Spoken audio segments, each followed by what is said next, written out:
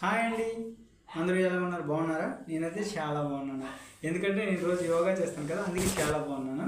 మీరు కూడా రోజు యోగా చేస్తారంటే మీరు కూడా చాలా చాలా చాలా బాగుంటారు. ఓకేనా? ఈరోజు అయితే మీకు చెప్పబోయే ఆసనం వారియర్ 3.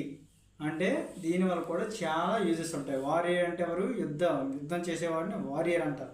కాబట్టి మీరు కూడా వారియర్గా మారాలనుకుంటున్నారు అయితే ఈ యోగా చేసేయండి ఇప్పుడే. ఓకేనా? ఇప్పుడైతే చేసి చూపిస్తాను, మీరు నేర్చుకోండి. ఇది పార్ట్ 5 మన దీంట్లో. ఓకేనా?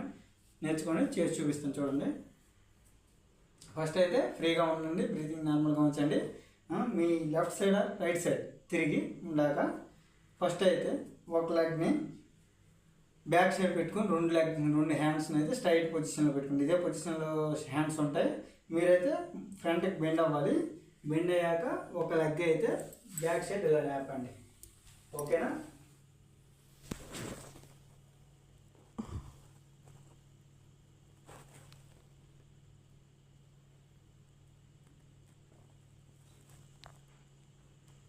మళ్ళీ సేమ్ పొజిషన్కి రండి. వచ్చారా? మళ్ళీ సేమ్ ఇలాగే 4-5 సార్లు చేసి చూపిస్తాను, మీరైతే చూసి నేర్చుకోండి. ఓకేనా? ఈ వారియర్ 3 ప్రయోజనాలు ఏంటంటే, దీన్ని వీరభద్రాసనం కూడా అంటారండి. ఇది శరీరానికి బలం. అంటే మన కాళ్ళు మరియు కోరుకండలు ఉంటాయి కదా, అంటే కోరుకండలు అంటే పొత్తి కడుపు వెన్ను బలోపేతం అయితే అవుతాయి. మరియు సమతుల్యత మెరుగుదల. మనకి ఈ భంగిమ శరీరం యొక్క సమతుల్యతను పెంచుతుంది. చీలమండలు ఉంటాయి కదా కాళ్ళు, వాటికైతే బలపరుస్తుంది అనమాట. Next flexibility. అంటే వీపు, భుజాలు మరియు కడుపు కండరాల విషయత పెరుగుతుంది. కడుపు కండరాల విషయత పెరుగుతుందండి.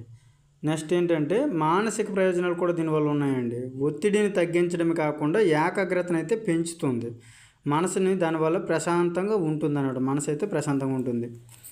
నెక్స్ట్ సమర్థత పెంపు. అంటే మన శరీర సమతుల్యతతో పాటు వ్యక్తిగత విశ్వాసాన్ని పెంచడంలో కూడా ఈ వీరభద్రాసనం అనేది సహాయపడుతుంది. వారియర్ 3 ఈ వారియర్ 3ని వీరభద్రాసనం అని కూడా అంటారన్నమాట.